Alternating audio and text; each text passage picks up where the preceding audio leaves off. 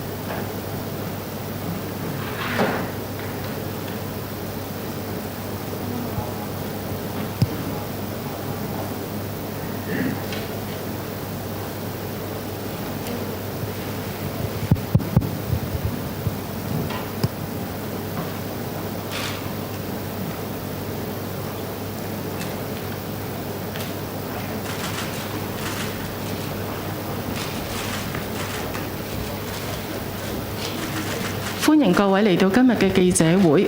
而家先請公務員事務局局長楊何蓓茵女士發言。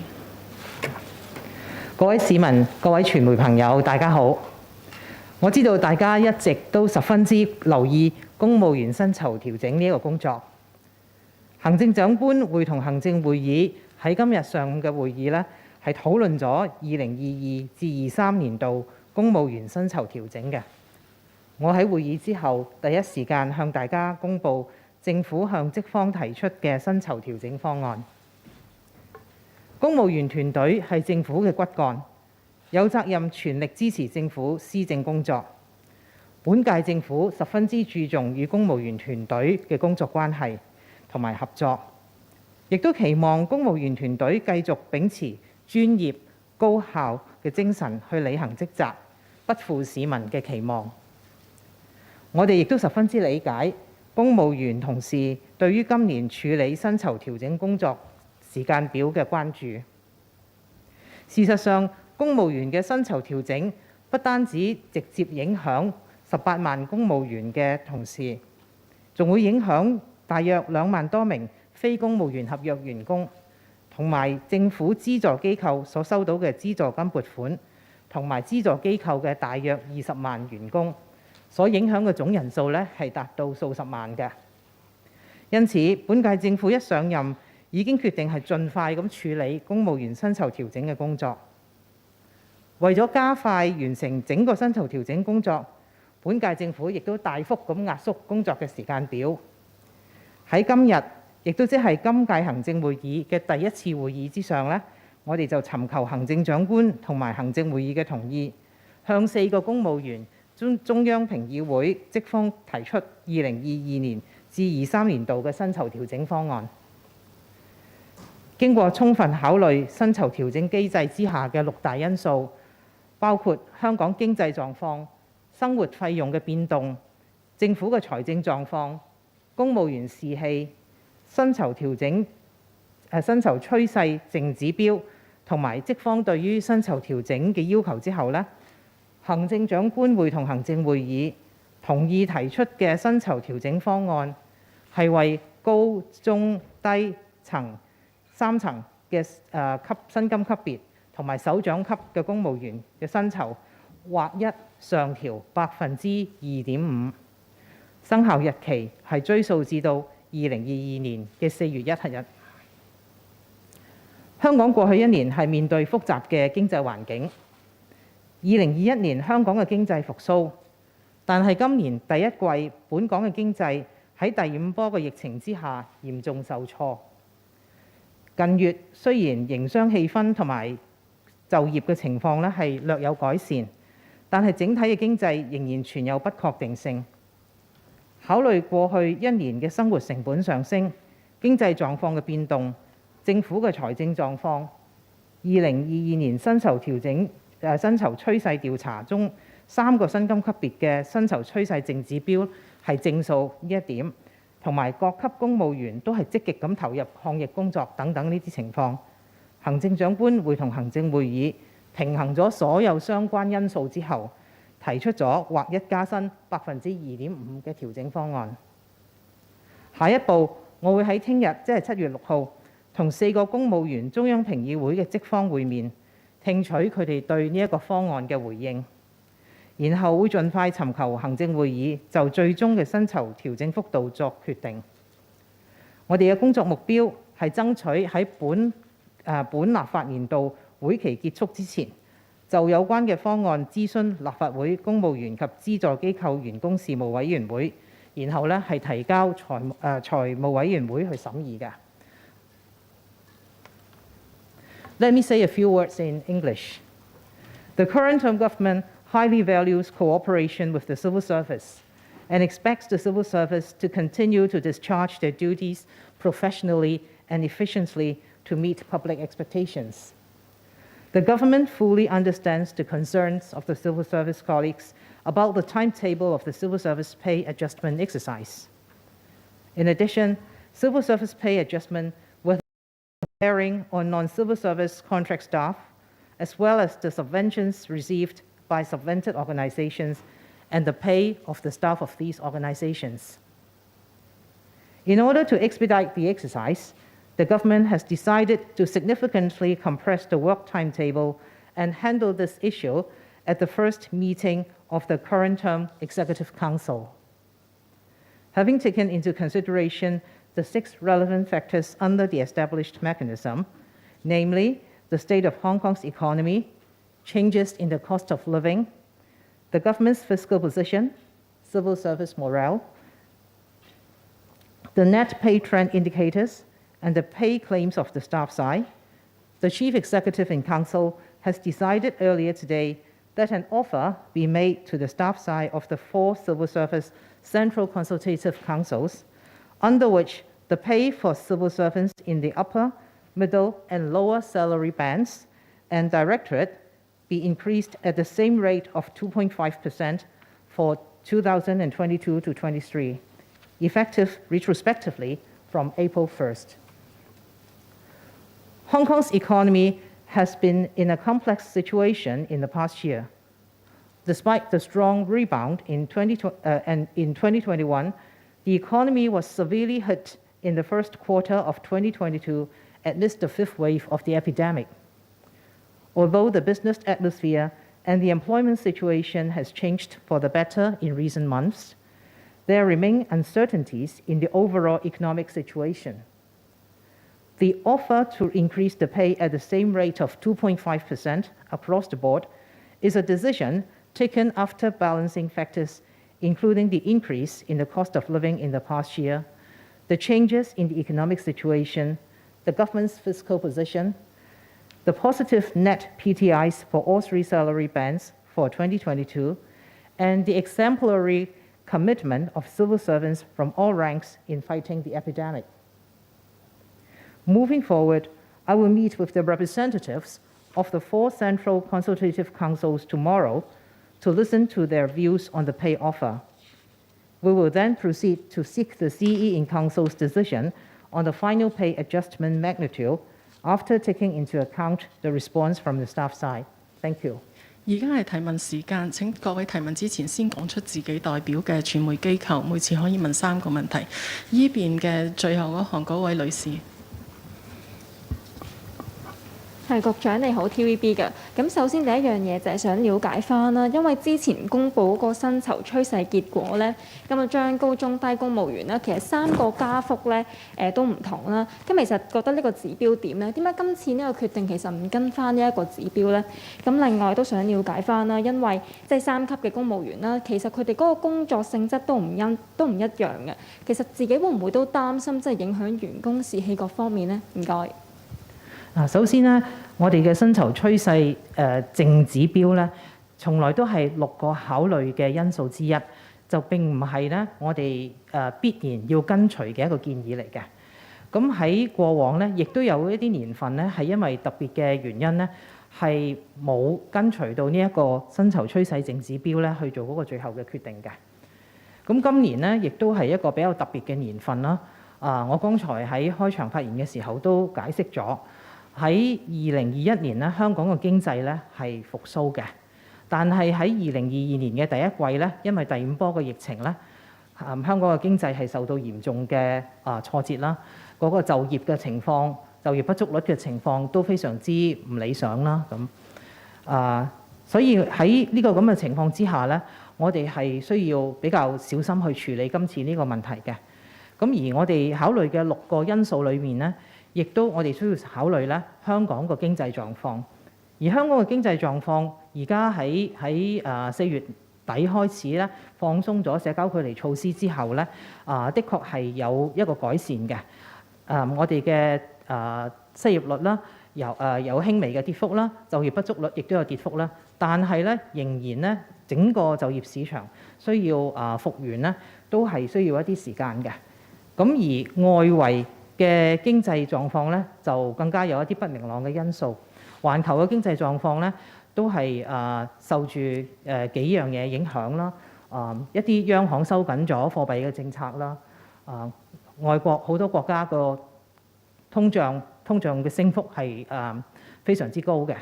咁另外地緣政治令到國際關係都好緊張。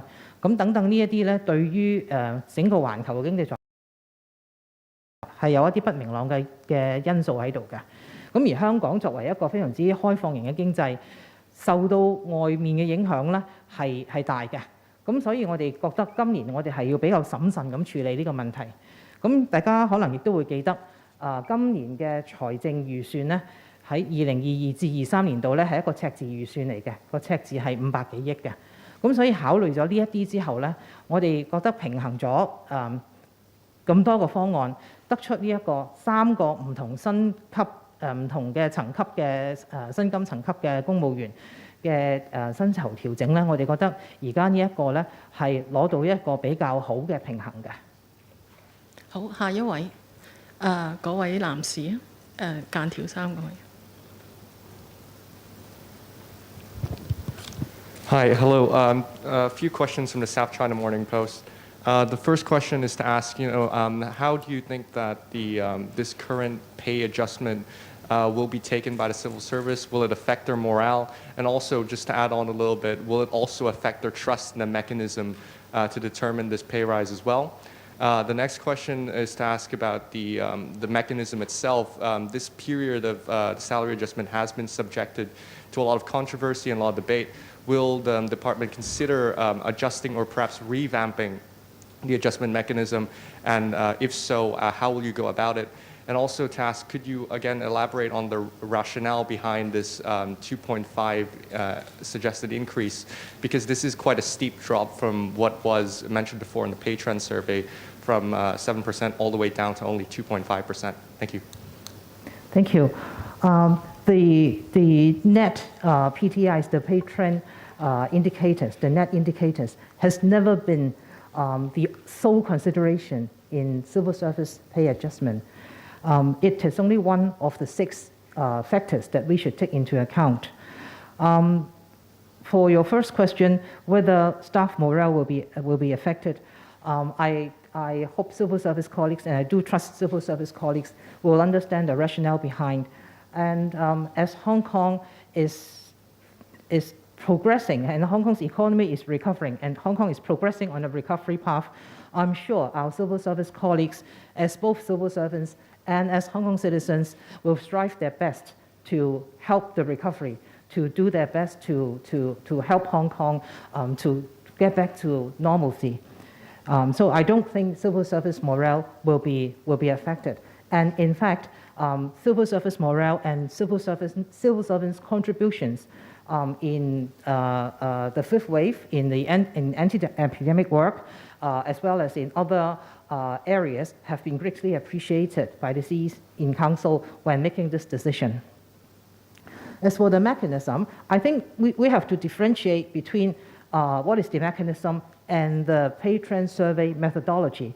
As I said, the net indicators, which are the outcome of the pay trend survey, is only one of the factors to be considered in the civil service pay adjustment exercise.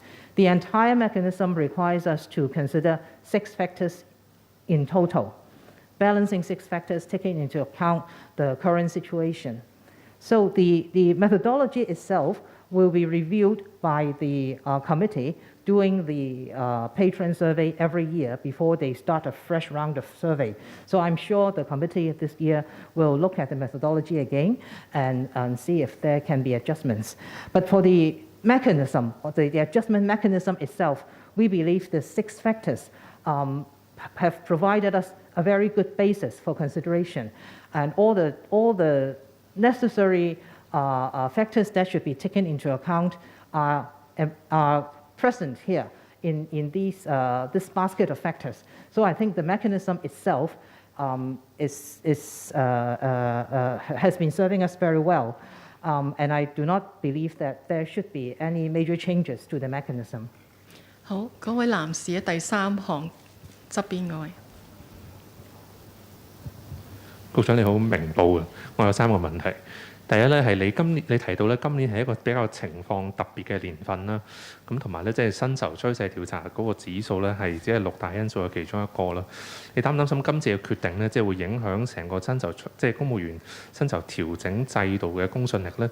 同埋即係如果地緣政治係繼續緊張，咁呢個即係趨勢調查嘅結果係咪都將來只會佔一個比較輕嘅即係放比重嘅因素咧？呢個第一。第二咧係嗰個你會見公務員嘅團體啦。即係今日呢個2.5% 咧，係咪你嘅底牌嚟嘅？即係會唔會可能個底線係唔可以加過3% 咧？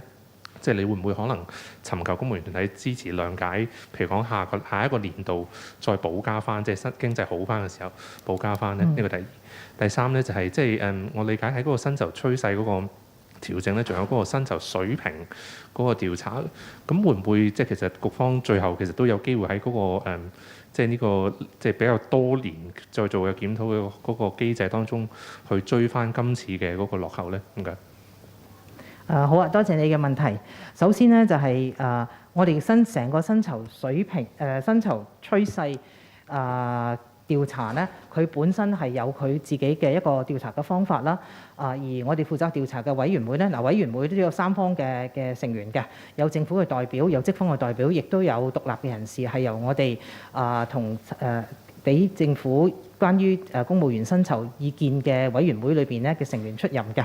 咁每一年咧，我哋開始嗰個趨勢調查之前咧，個委員會都會睇返過往用嘅調查方法，咁係會有一啲有機會會有一啲微調啊等等。咁呢個咧，我相信委員會喺今年下半年開始呢個工作嘅時候咧，一樣會做呢一個工作嘅。但係呢一個咧唔等於我哋成個薪酬調整嘅機制本身有問題。成個薪酬調整嘅機制咧，裡面咧薪酬趨勢調查出嚟嘅結果係其中一個因素，就唔係一定要跟隨嘅指標，亦都唔係咧係必然係個建議。咁所以整個機制本身咧，其實係佢具有公信力嘅。我哋都行咗呢個機制咧係幾十年㗎啦。咁而過往咧亦都有年份咧係因為嗰個經濟嘅情況特殊啦，或者係因為個通脹情況係特殊啦，而係咧係嗰個最終出嚟嘅決定咧係同嗰個薪酬趨勢調查嘅淨指標咧係有分別嘅。咁經過呢啲年份之後咧，喺一啲經濟好嘅年份咧，可能嗰個決定又會差唔多都唔定。咁喺其實係唔同嘅情況都出現過嘅。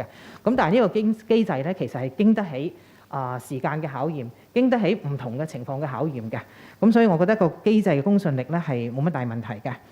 至於我哋是否有底線咧？其實最終嘅決定咧係要行政長官會同行政會議去決定嘅。咁正如我喺開場發言咁講啦，我哋聽日會晤咗職方嘅代表之後，收到佢哋對呢一個調整方案嘅回應啦，我哋會再交翻俾行政長官會同行政會議去作最後決定。咁我諗我喺呢度咧就唔係好適宜去猜度嗰個最後嘅結果啦。好，下一位。好啊，我答埋呢個問題啊。嗱，喺我哋嘅政策裏面咧，我哋每一年追蹤嗰個，或者每一年做嗰個薪酬嘅調整咧，就會係有呢一個我而家講緊呢一個薪酬調整嘅機制啦。咁我哋亦都有一個薪酬水平調查嘅，大概係每6年做一次嘅。咁亦都正係而家咧，我哋亦都展開咗呢個薪酬水平調查嘅首階段嘅工作。咁呢個首階段嘅工作，我哋預計咧係希望喺明年咧，就係明年年中啦，會係做好。咁到時我哋會睇一睇咧，到時係咪一個合適嘅時候咧，去開展第2階段嘅工作。咁做完咗之後咧，會對於政府主要係文職嘅職系啦，唔同嘅職系嗰個薪酬水平，同埋喺私營市場做一啲相類近嘅工作嘅薪酬水平，係唔係可以有個可比性喺度？係唔係大概有個一致性？咁到時如果有需要做任何調整嘅話咧，我哋亦都會咧嗰個結果咧係會交翻俾行政長官會同行政會議去決定嘅。好。第2行嗰位女士啊。Thank you. A few questions from RTHK. Just to follow up on a previous question, could you explain the rationale behind the standard pay adjustment for senior, middle, and also junior civil servants? Because back in 2019, the percentage was higher for junior and middle class senior civil servants. And the second question has to do about the 2.5% increase. So you said civil servants would understand the rationale. And could we also ask about what you make of it? Because the CPI in the past 2 years was already 1.9% combined. So it was in 1.6 in 2021 and 0.3 in 2020. So how would you compare the percentage increase in the CPI or the inflation and also the pay rise this time? Thank you. Thank you for your question. For the rationale, as I explained just now, the net patron survey indicators is one of the considerations we've taken into account, but we've also taken into account other considerations. And this is a special year. Our economy is just recovering from the 5th wave of the epidemic. There has been improvements in recent months, but whether the local economic situation will continue to improve depends very much on whether the epidemic will be under control. There are also uncertainties in the bigger global scene. There are geopolitics considerations, tense international relations. Inflation in other countries has also been high. So there are a lot of uncertainties there. And Hong Kong being an open economy is bound to be affected by what's happening elsewhere in the world. And this year we are having a deficit budget. There will be a deficit as forecast by the Financial Secretary of more than 50 billion. So we believe this year, when dealing with civil service pay adjustment, we should be more prudent. And the 2.5% increase across the board is a decision taken after balancing all the relevant factors. That is the rationale behind. As for the cost, as for the change in cost of living, the CPI, every year when the CE in Council makes a decision on civil service pay adjustment, it has taken in, the CE in Council will have taken into consideration all the factors relevant for that year. So we do not carry the factors that was relevant for a past year into this year's consideration. So this year we've taken into account the CPI increase in the 12 months from April 2021 to March 2022 over the previous 12 months, and the percentage increase is about 1.7%. 或者我哋答多兩位嘅問題，前面呢位女士。局長你好，咁想問下今次嘅加薪幅度同原本嘅指標入邊期望唔同啦，咁最主要根據啲咩準則同決定？咁點解係會有2.5% 呢個結論，同埋點解要會劃一加幅呢？咁另外咧都覺得呢個做法得到嘅數據調查嘅數據係咪可靠啦？咁之後咧頭先會講到會有微調嘅可能性啦，咁個微調嘅方向會係點樣樣？咁同埋咧，如果唔係嘅話，會唔會驚令到個制度其實係形同虛設咗咧？咁仲有咧，呢個落差會唔會引起公務員工會嘅不滿啊？因為佢哋抗疫都成日幫手啦，咁驚唔驚係影響到士氣，甚至造成人才流失咧？咁而最後咧，商會都有聲音話，其實加薪會令到其他嘅企業都有個壓力，咁其實可能要追隨政府嘅薪酬水平，咁加重企業嘅負擔。咁唔知局長點睇呢個漣漪效應咧？唔該。好啊，我想解釋翻嗰個薪酬趨勢調查嘅淨指標咧，我都需要真係再三強調咧，呢個係我哋6個要考慮嘅因素之一，呢個從來都唔係唯一考慮嘅因素，或者必須跟隨嘅一個因素。而事實上喺過去呢，係做咗29年嘅薪酬趨勢調查裏邊呢，有10年呢係同嗰個最後嘅決定呢，係同嗰個薪酬趨勢調查呢係有較大嘅差異嘅。咁所以呢個情況唔係喺以前冇發生過嘅。喺呢啲年份呢，通常我哋嘅社會嘅經濟係有啲特殊嘅情況啦，或者個通脹嘅情況係有特殊嘅情況啦，咁樣。咁所以其實公務員咧，亦都係曾經係經歷過呢一啲咁樣嘅情況。所以今年嘅呢個特別，即係香港個經濟個特別嘅情況咧，亦都唔係大家睇唔到嘅。咁我好相信公務員同事咧都會明白，都會理解嗰個情況。而且譬如政府嗰個呢個赤字嘅預算啦，亦都係喺財政預算嗰陣時咧係公布咗，咁公務員同事咧亦都係應該係理解嘅。至於喺個人才流失嗰方面，或者係公務員嘅士氣方面咧，我好深信咧，我哋嘅公務員團隊咧係會好有責任感咁樣咧，係繼續做好我哋嘅工作嘅。尤其是香港而家係我哋喺一個復原嘅路上啦，我哋都見到我哋經濟慢慢復原啦。好，正如我剛才講，公務員無論係以佢哋自己公務員嘅身份，或者係以香港市民嘅身份，我都好相信係好希望我哋嘅經濟係盡快復原，香港整個社會會恢復翻嗰個活力。咁所以公務員嘅同事呢，我好相信佢哋都會係好盡心盡力咁去做好呢個工作，讓香港能夠盡快咁樣恢復翻佢嘅活力，恢復翻佢嘅繁盛嘅。另外人才流失方面呢，我哋其實睇翻公務員嘅薪酬，或者公務員嘅整體嘅整個佢嘅回報啦，可以咁樣講。其實喺長線嚟睇呢，我哋並唔同私營機構咧係有太大嘅落差嘅。我哋其實都係存在嗰個競爭力嘅。咁呢個亦都從我哋每一次我哋做一啲職位嘅招聘咧，我哋其實收到嘅申請咧都好大量，嗰度咧可以睇得到出嚟。咁所以咧，我亦都唔係好擔心咧係會有大量嘅人才嘅流失。而畢竟公務員嘅工作咧，其實對於公務員之所以吸引咧，亦都唔係單單係靠薪酬嘅。